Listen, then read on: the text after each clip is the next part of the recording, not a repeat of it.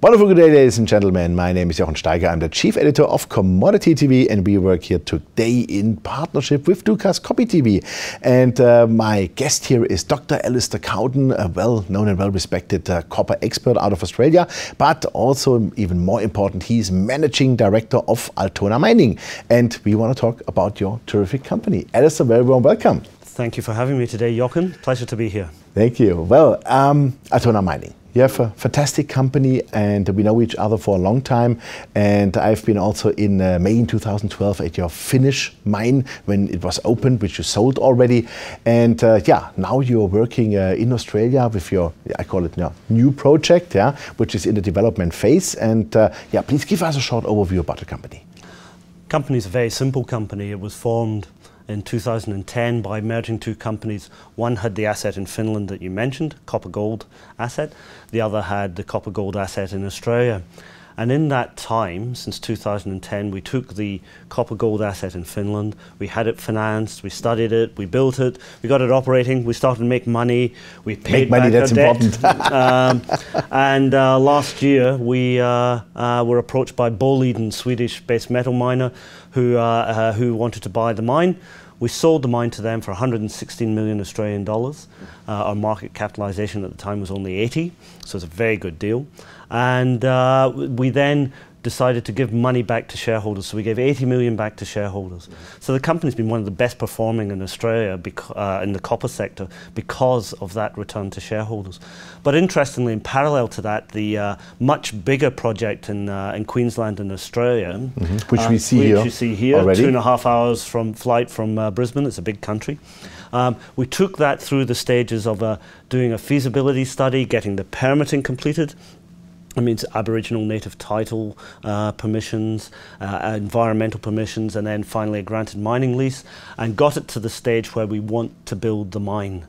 And essentially what we decided to do, I think you can get a feeling for what kind of company we are, shareholder focused from giving money back to shareholders. We didn't want to finance a $300 million mine all by ourselves. That would be very dilutive. Right? Very dilutive for shareholders, a lot of financing risk. Many of the companies in the mining industry that have failed because of aggressive debt structures. A lot of hedging takes out the upside in the copper price. So what we've been doing for some time is looking for a deal, maybe a partnership, perhaps merging with a stronger company with a bigger balance sheet, or perhaps even selling the asset. Okay. Let's have a short look, because I think it's also interesting for our viewers. What does it look like, you know? Because it's easy to say, oh, we build a mine and we produce it. Afterwards, we produce copper and gold. But can you maybe explain a little bit how all those little things work together? Mines are very simple. What they're about is taking rocks, smashing them up into little bits, and ending up with small enough pieces where you can separate the bits that are worth money from the bits that are not worth money. But it starts as a big hole in the ground. This is an open pit mine, a large hole in the ground that gets larger and larger and larger. And we're looking here at a very large scale mine with big equipment, 150-ton trucks, big shovels.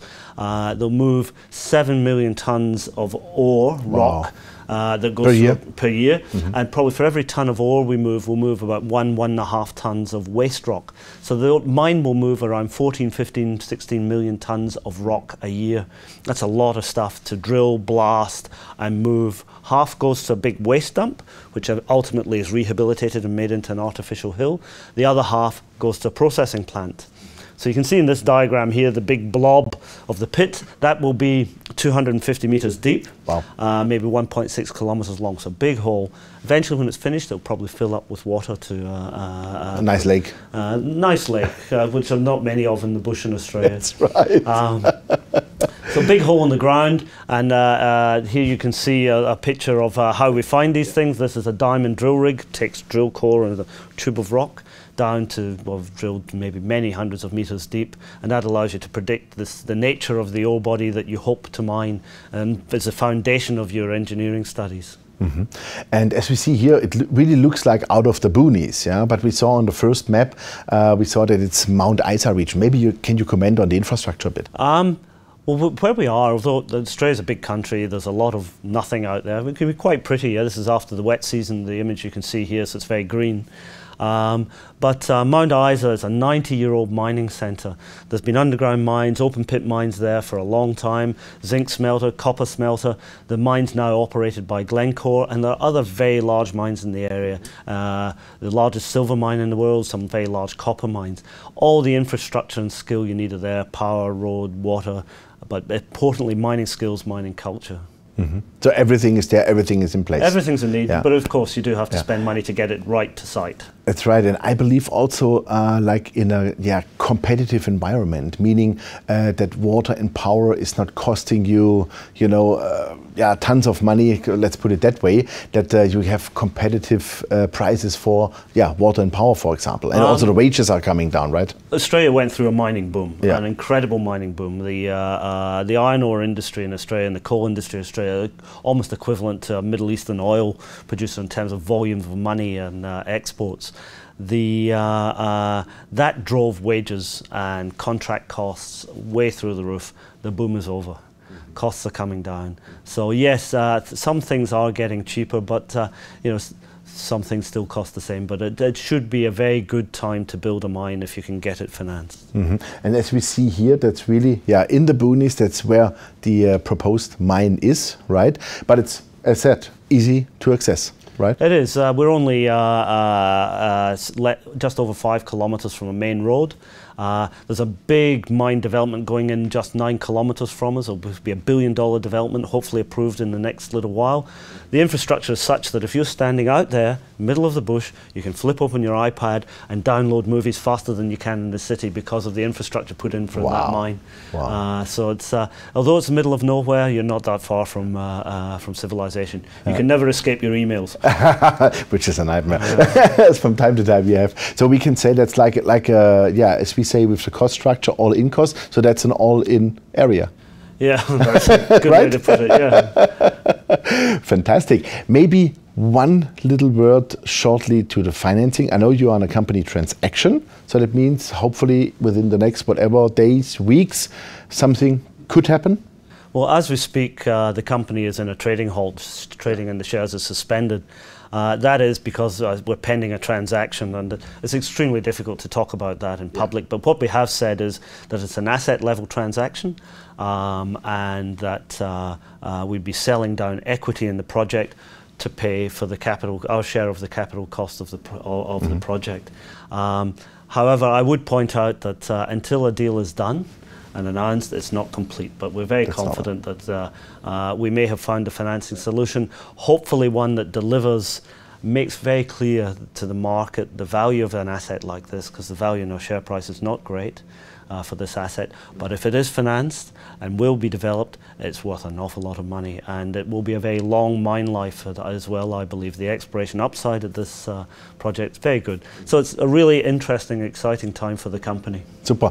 Last word on that. If let's assume all will be executed, how fast can you be in production? Because everything is permitted, everything is done, you are shovel ready to take off, right? You're never quite shovel ready in that there's a whole bunch of engineering and design that you want to do before you go again. We made a discovery last year, which is kind of it was right where some of the infrastructure was supposed to go. So we have to adjust our plans, re-engineer and adjust some of the permits. Very straightforward, but it takes time. But I think the earliest, if all goes well, you could be in production is probably early 2018. Great. And that's when the revenues would start to flow. No, but that's really foreseeable, I would say. Very normal in mining. It can take a lot longer than that. We don't hope so. Alistair, thank you very much. We keep fingers crossed, and all the best, and hopefully you have a nicer announcement in the next little while. It's been a pleasure talking to you. Great, thank you very much. Yeah, ladies and gentlemen, that was Dr. Alistair Cowden, the Managing Director of Altona Mining. Well, you heard it, the company is in a capital transaction. Of course, they are not allowed to talk about, but hopefully they have the money then together to start to build the mine, because it is all permitted, it's all there. And funny enough, where they wanted to put the waste dump, and they found again ore, and they found that much ore that maybe if once the mine is in production, they can do at least 1, maybe 2, maybe 3 years in addition of production with that. So that's funny when you want to put the waste, you find ore and make money out of the waste. So I think it's a fantastic story. Check it out. That was Commodity TV, Jochen Steiger in partnership with Dukascopy TV. Thank you very much for watching us. Bye-bye.